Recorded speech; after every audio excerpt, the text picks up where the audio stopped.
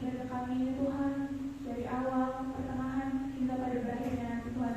Dan Tuhan, jika ada roh yang tidak senang dengan beribadahnya kami di sini Tuhan, kami akan patah hancurkan hanya di dalam nama Tuhan Yesus Kristus. Dan Tuhan, kiranya Tuhan berbicara atas ibadah kami pada hari ini Tuhan. Kami sudah berdoa dan mengucap syukur. Haleluya. Amin. Kita masih tetap bangkit berdiri teman-teman.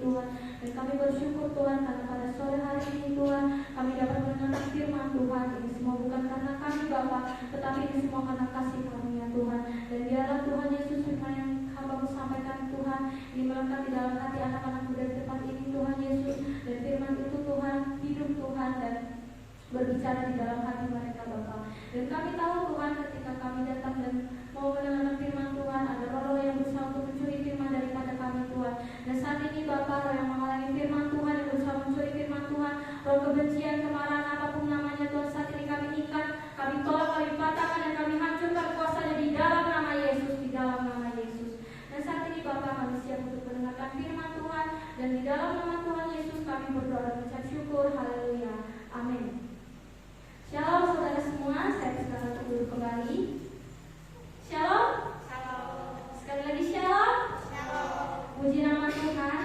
Kembali kita bersama-sama pada hari ini kita mau mendengarkan firman Tuhan. Dan saya bersyukur karena pada sore hari ini saya diberi kesempatan kembali untuk dapat menyampaikan firman Tuhan. Ini semua bukan karena saya, tetapi ini semua karena Tuhan Yesus baik. Puji nama Tuhan. Tema khotbah yang akan saya sampaikan pada malam hari ini adalah kuasa di balik mengucap syukur. Kita buka Alkitab kita di dalam 1 Tesalonika pasal yang ke-5 ayat yang ke-18. Kalau sudah dapat ayatnya, sama-sama katakan amin saudara. Kita buka kitab kita di dalam 1 Tesalonika pasal yang ke-5 ayat yang ke-18. Saya akan bacakan demikian bunyi firman Tuhan. Mengucap syukurlah dalam segala hal, sebab itulah yang dikehendaki Allah di dalam Kristus Yesus bagi kamu dan bagi kamu, Tuhan. Di sini saya membagi beberapa bagian. Yang pertama, saya mau menjelaskan dulu apa sih arti mengucap syukur. Ada yang tahu nggak? Mengucap syukur itu apa sih? Jadi mengucap syukur itu kalau di dalam kamus bahasa Indonesia itu saudara, artinya itu adalah rasa berterima kasih kepada Tuhan atau kepada Allah, atau merasa beruntung. Dalam tanda kutip itu pernyataan lega atau senang karena biasanya mendapatkan sesuatu atau memperoleh sebuah penghargaan. Jadi dia merasa beruntung. Itu kalau kita artikan di dalam kamus besar bahasa Indonesia. Nah, kalau di dalam Alkitab sendiri, apa sih arti mengucap syukur itu? Saya mencatat di sini, di dalam Alkitab bersyukur itu mengartikan percaya kepada Allah sepenuhnya dengan bersyukur. Bersyukur itu seperti apa sih caranya? Ada banyak cara kita mengucap syukur sama Tuhan, saudara. Pertama, kayak kita datang di tempat ini sekarang, kita mengucap syukur sama Tuhan karena seminggu ini, kurang lebih seminggu ya, kita dikasih kesempatan sama Tuhan. Satu, melakukan kegiatan di luar kegiatan dalam hal kerohanian. Contohnya waktu sekolah. Itu kalau dari jam sekolah itu kan dari pagi ya. Biasanya jam 7 atau jam 6 biasanya kan. Jam 7 sampai ada jam 3 sore atau jam 4 sore, atau mungkin ditambah kegiatan sekolah ekskul itu biasanya jam 5 sore. Itu full waktunya untuk kita di sekolah. Nah, untuk mengucap syukur sama Tuhan karena kita bisa melewati hari-hari kita di sekolah itu dengan baik, kita datang sama Tuhan, kita beribadah di tempat ini, kita mengucap syukur dengan cara apa? Kita menyembah Tuhan seperti yang kita lakukan tadi. Kita memuji nama Tuhan. Juga kita di tempat ini saat ini mendengarkan firman Tuhan. Itu adalah bukti bahwa kita mengucap syukur sama Tuhan. Nah, kalau di perjanjian lama itu ya saudara, mengucap syukur itu biasanya orang-orang di perjanjian lama itu mempersembahkan korban bakaran. Jadi korban ucapan syukur. Itu mereka biasanya menyembelih anak domba. Ya. Nah, juga kalau kita lihat, saudara semua kan kita Mazmur, ada yang tahu nggak sih sebenarnya kita Mazmur itu isinya apa aja ya? Nah, kita Mazmur itu isinya adalah puji-pujian kepada Allah. Karena arti Mazmur itu sendiri adalah menaikkan pujian kepada Allah dengan memainkan alat musik. Jadi kita menyanyi atau kita memuji Tuhan dengan diiringi alat musik. Kayak seperti waktu Raja Daud bermain kecapi sambil dia memuji Tuhan. Kalau kita lihat kitab Mazmur saudara dari awal sampai akhir, itu isinya ucapan rasa syukur Raja Daud sebab Tuhan melindungi dia dari segala mara bahaya. Saudara tahu nggak Raja Daud itu ya saudara? Sudah mau dibunuh sama Raja Saul. Itu diselamatkan sama Tuhan. Itu karena pertolongan Tuhan aja dia bisa lolos. Kalau bukan karena Tuhan, sudah pasti dia dibunuh sama Raja Saul. Dengan posisi Raja Saul sedang kerasukan setan. Karena apa? Karena roh Allah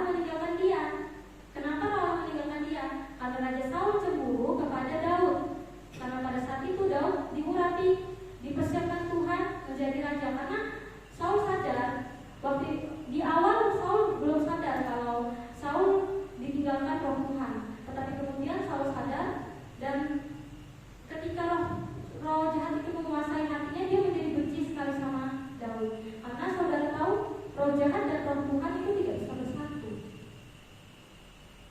Itu seperti air dan minyak, tidak bisa bersatu. Kalau ketemu pasti perang. Ya, jadi seperti itu saudara. Juga ketika Raja Daud mengalahkan Goliat. Kalau Goliat itu tingginya tuh tinggi sekali ya saudara. Sama kita ini kayak kurcaci, mungkin kayak semut mungkin ya. Karena pada orang zaman dulu kan besar tinggi ya. Nah, Daud yang semuda itu dan paling kecil badannya di antara saudara-saudaranya, yang gak dipandang kayak aduh kecil banget, remeh banget gitu. Tetapi dia bisa mengalahkan seorang Goliat yang tingginya besar sekali. Dengan ketaatan aja, dia dengan membawa nama Tuhan. Itu bukti Daud disertai Tuhan. Dan banyak ungkapan seperti itu Daud di dalam kitab Mazmur kalau kita baca dari awal sampai akhir ya saudara. Nah, kemudian mengucap syukur itu merupakan pilihan saudara, bukan perasaan. Jadi kita bisa memilih. Misalnya kita mengalami sesuatu, masalah, badai, pokoknya aduh Tuhan gak sanggup aku melewati ini semua, gak berdaya Tuhan, kau Tuhan ngasih aku kayak gini. Nah, itu kita memilih. Kita mau mengucap syukur atas masalah yang kita hadapi ini, atau kita mau terus berkeluh kesah. Aduh Tuhan, gak sanggup aku. Kok Tuhan ngasih aku ini kayak gini sih masalahnya? Aku udah ikut Tuhan loh sungguh-sungguh, aku melayani Tuhan. Kok Tuhan kasih aku yang kayak gini sih? Nah, kita mau memilih kita berkeluh kesah seperti itu, atau kita mengucap syukur. Tuhan, terima kasih untuk masalah yang Tuhan beri kepada saya. Saya percaya ada suatu rancangan yang indah yang Tuhan mau berikan kepada saya. Kita nggak tahu, mungkin pada saat itu Tuhan sedang membentuk karakter kita. Tuhan mau ubahkan kita seperti emas yang murni saudara. Karena ketika seseorang dipakai Tuhan dan dia tidak dibentuk, dia akan menjadi sombong. Jadi apapun yang kita alami, Tuhan katakan di sini, Paulus mengatakan ya di dalam 1 Tesalonika pasal 5 di sini, mengucap syukurlah dalam segala hal. Dalam segala hal itu berarti bukan hanya ketika kita merasa senang. Misalnya yang masih sekolah dapat ranking 1, atau dipercayakan guru untuk mengikuti suatu lomba. Biasanya tiap tahun ada seperti FRS 2N, nah atau lomba-lomba matematik seperti itu dipercayakan sama guru, misalnya menang lombanya. Nah, kita kalau dalam posisi yang seperti itu, kita pasti mengucap syukur saudara. Senang kita, puji Tuhan, Tuhan menyertai aku bisa menang lomba, aku bisa mendapatkan penghargaan. Atau ketika kita melayani Tuhan, di sini pelayanan kita berhasil, kita mengucap syukur. Tetapi bagaimana ketika keadaan itu dibalikkan? Masih bisa nggak kita mengucap syukur? Atau kita menggerutu sama Tuhan? Nah itu saudara. Jadi di sini saya mau menyampaikan lagi kapan kita harus mengucap syukur. Kalau di dalam 1 Tesalonika ini dikatakan di dalam segala hal, baik suka maupun duka, mau kita sakit, mau kita sehat, mau kita sedang jatuh atau kita sedang naik-naiknya, itu Tuhan mau kita mengucap syukur saudara. Karena kita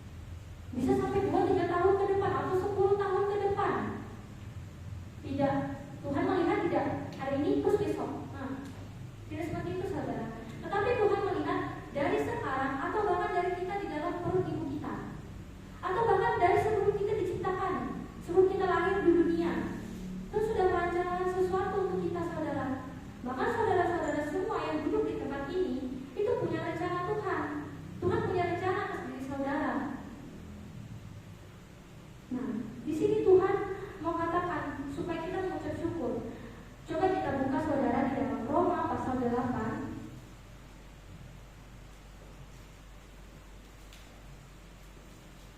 Ayat yang ke-28. Saya membacakan di dalam Roma pasal 8 ayat yang ke-28. Demikian bunyi firman Tuhan. Kita tahu sekarang bahwa Allah turut bekerja dalam segala sesuatu untuk mendatangkan kebaikan bagi mereka yang mengasihi Dia, yaitu bagi mereka yang terpanggil sesuai dengan rencana Allah. Nah, di sini dikatakan, kita tahu sekarang, saat ini kita tahu saudara, bahwa Allah turut bekerja dalam segala sesuatu. Misalnya kita sedang mengalami, kalau misalnya yang sudah bekerja atau ada yang berkeluarga itu biasanya penurunan ekonomi atau kerjanya tiba-tiba nggak lancar lah gitu. Kalau yang bekerja atau kesehatannya terganggu. Kalau yang masih sekolah misalnya di sekolah tuh punya masalah jadi rankingnya tiba-tiba turun, atau punya masalah sama temannya, atau putus sama pacarnya atau apa. Itu kita mengucap syukur saudara, karena siapa tahu misalnya dalam banyak kasus ini kan anak-anak muda ini kan biasanya banyak yang punya pacaran atau punya pasangan ya biasanya. Nah, tiba-tiba punya masalah sama pasangannya, putus nih akhirnya, menurut ini sama Tuhan. Tuhan, aku ini sudah berdoa loh, aku ini sudah berdoa untuk dia ini, maka Tuhan sudah mengiyakan. Kata Tuhan mengiyakan Tuhan. Memangnya Tuhan bisa dia berdoa, Tuhan, aku mau dia, terus dia dapat, lalu dia menganggap bahwa itu jawaban Tuhan. Padahal belum tentu saudara. Siapa tahu Tuhan memutuskan waktu itu karena Tuhan tahu laki-laki ini tidak baik atau perempuan ini tidak baik. Kamu nanti kalau sama dia tersesat, kamu jauh daripada aku, kata Tuhan. Kita kan nggak tahu. Nah, sebelum itu semua terjadi, kalau Tuhan mengasihi kita, Tuhan memutuskan hubungan itu saudara, supaya ketika kita bersama dengan orang itu, kalau kita bersama dengan orang itu, kita menjadi jauh daripada Tuhan. Tetapi ketika kita memutuskan hubungan dari orang tersebut, kita menjadi dekat sama Tuhan. Ini pengalaman pribadi saya saudara. Jadi ketika saya mempunyai suatu hubungan itu membuat saya jauh daripada Tuhan. Saya menganggap bahwa dia yang terbaik pada waktu itu. Tetapi Tuhan berkata lain. Saya awalnya nggak sadar kalau lama-lama saya ini kayak ditarik menjauh daripada Tuhan. Lama-lama kayak nggak betah ke gereja. Ternyata sekitar berapa waktu kemudian Tuhan memotong itu semua. Ketika saya memutuskan hubungan terhadap seseorang ini, saya menjadi fokus sama Tuhan. Kita punya hubungan pribadi sama Tuhan. Tetapi ketika saya masih bersama dengan orang ini, pikiran saya saudara semua yang tertuju kepada dia. Gak ada yang namanya ingat Tuhan, ingat berdoa, atau kita berpuasa, gak ingat sama sekali. Pokoknya mau di gereja tuh pikirannya dia terus. Sampai akhirnya saya ditarik sama Tuhan, saya diputuskan hubungannya dari orang tersebut, dan saya merasakan dampaknya saat ini. Kalau saya masih bersama-sama dengan orang itu, sesat saya saudara, hilang saya hari ini, gak ketemu sama saudara. Puji Tuhan sudah dilepaskan. Nah, jadi Tuhan tuh punya rencana yang baik. Tuhan tuh turut bekerja dalam segala sesuatu.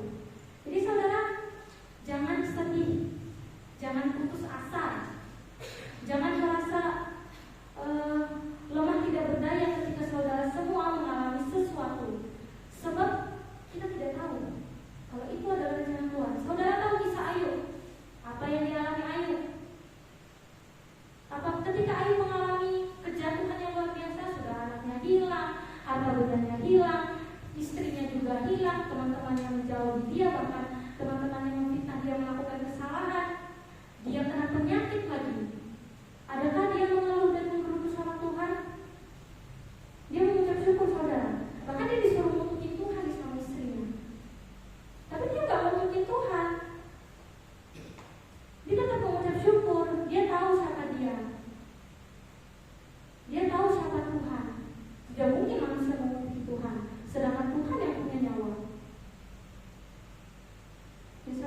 Jadi Allah turut bekerja dalam segala sesuatu untuk mendatangkan kebaikan. Misalnya saat ini kita mengalami kejatuhan yang luar biasa, atau saat ini kita mengalami suatu masalah yang kita nggak sanggup menghadapinya. Kok kayak gini Tuhan hidup aku? Kok kayak gini Tuhan yang aku alami? Orang-orang senang-senang Tuhan di luar sana, tapi kok aku kayak gini? Satu yang saya mau katakan saudara, mengucap syukurlah saudara, sebab pada saat itu engkau tidak tahu bahwa saat itu engkau sedang dibentuk Tuhan. Karena ketika kalau engkau tidak mengalami masalah itu, engkau tidak akan datang sama Tuhan. Coba saudara perhatikan, orang-orang saudara, bahkan saya, nggak usah jauh-jauh, saya sendiri datang sama Tuhan pada waktu itu saudara, sekitar tahun 2021, ketika keluarga saya digoncang, masalah ekonomi juga masalah COVID, baru saya ingat Tuhan saudara. Sebelumnya saya berdoa, sebelumnya saya puasa, tapi hati saya ke Tuhan enggak? Belum semua. Saya masih fokus cari dunia, saya masih fokus cari pekerjaan, saya mau mengumpulkan harta benda yang banyak, saya mau membangun segala bisnis, saya mau begini, itulah pokoknya. Ketika saat itu saya digoncang saudara, baru saya ingat, waktu itu bapak saya terbaring di UGD, sudah komplikasi pada waktu itu kan, komplikasi ginjal, juga kena COVID lagi kan, hampir tidak bisa bernafas sudah. Saya panik waktu itu, saya mau kemana ya? Saya harus kemana? Saya mau sama saya. Di pikiran saya tuh ingat saya, datangi hamba Tuhan, datangi Om Antoni. Baru saya ingat saudara, kalau enggak akan saya datang saudara, enggak akan saya bertobat. Dan kalau saya kemarin tidak diguncang dalam ada masalah waktu sekitar tahun 2022 awal kemarin, awal 2022, gak akan saya berdiri di sini saudara. Saya sudah meninggalkan Tuhan dari lama pasti, tapi karena Tuhan memberikan satu goncangan kepada saya, dan itu membuat saya gak berdaya waktu itu saudara. Saya pusing, stres ya, pusing kayak apa, saya stres, saya mengalami semua, kok saya mengalami kayak gini. Rasanya saya sudah melayani Tuhan deh, dalam hati saya gitu. Tetapi ternyata yang Tuhan mau itu bukan sekedar kita melayani di sini, bukan sekedar di kita nyanyi-nyanyi, memuji Tuhan, memainkan alat musik, atau kita berdoa sekedar di sini. Bukan itu saudara. Yang Tuhan mau tuh hati kita ini loh. Sungguh-sungguh gak sama Tuhan, mengucap syukur benar-benar gak sama Tuhan, ingat gak sama Tuhan hati kita ini.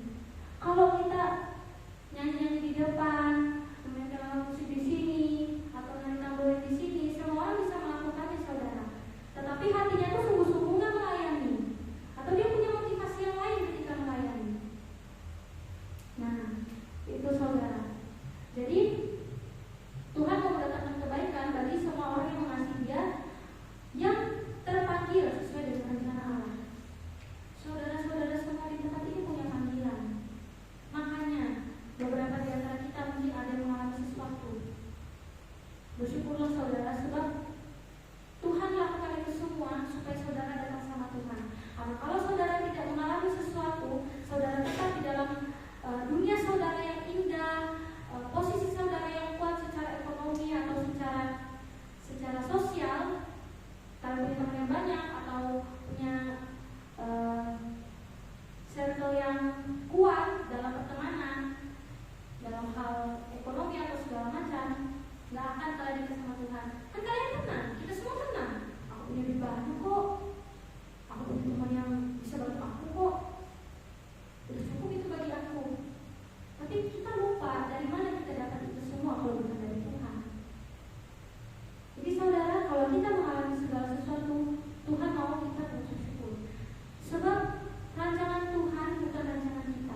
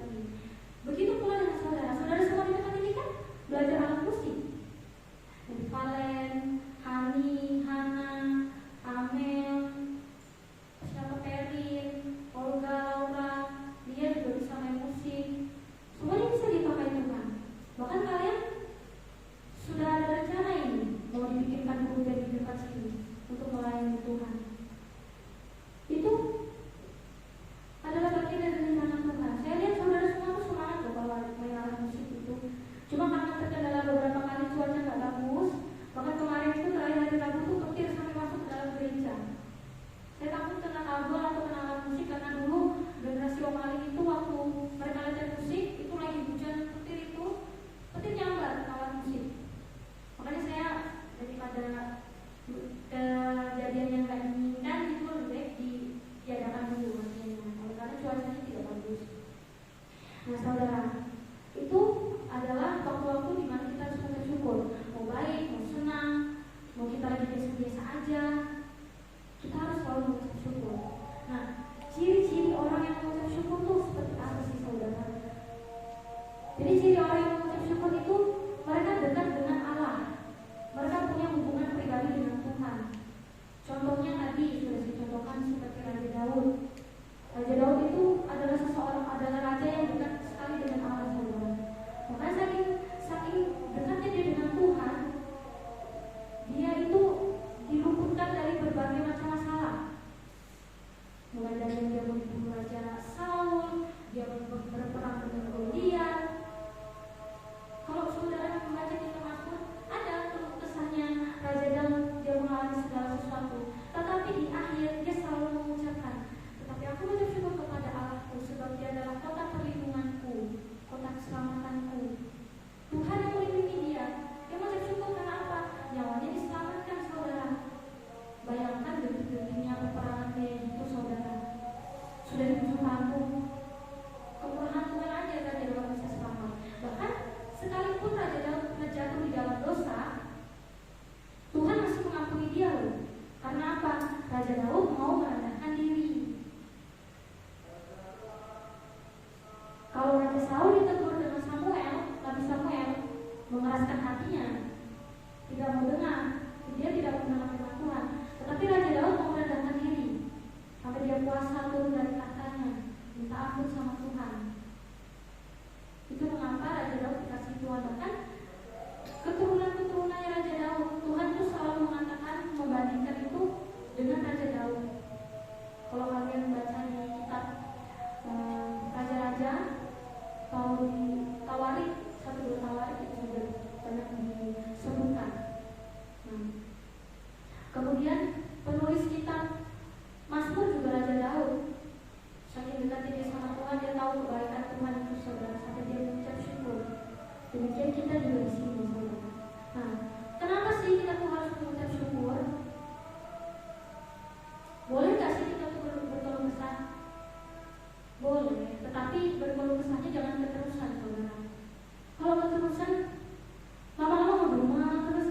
Manusia aja saudara ngelihat misalnya saya ngomong terus sama Amel dengan Kevin, tahan gak kalian dengar saya ngoceh terus, keluh kesah terus? Tahan gak kira-kira? Bosen kan? Apalagi Tuhan saudara.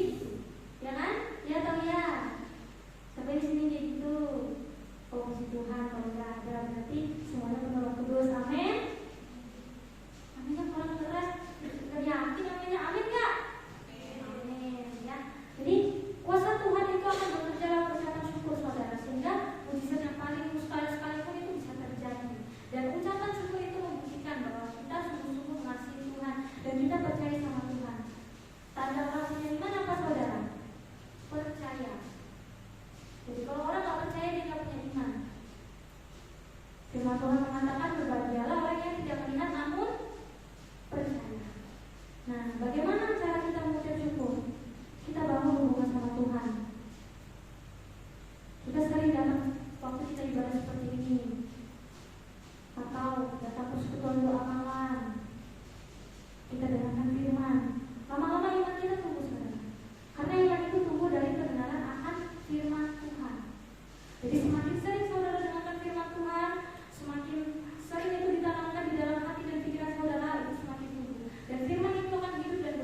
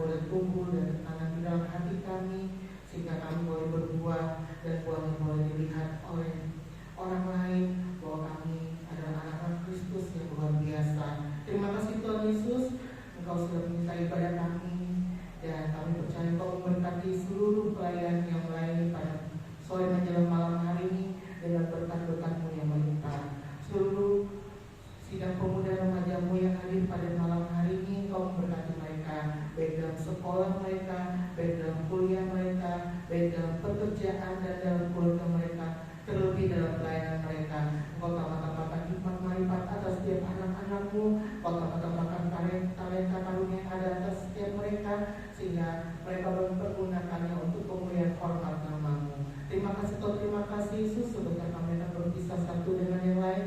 Kami percaya Kau menyertai melindungi kami, menjaga kami hingga sampai tempat tujuan kami dengan selamat. Terima kasih Tuhan, terima kasih Yesus, terpuji nama Engkau sampai selama-lamanya. Haleluya, amin. Selamat pulang Tuhan Yesus.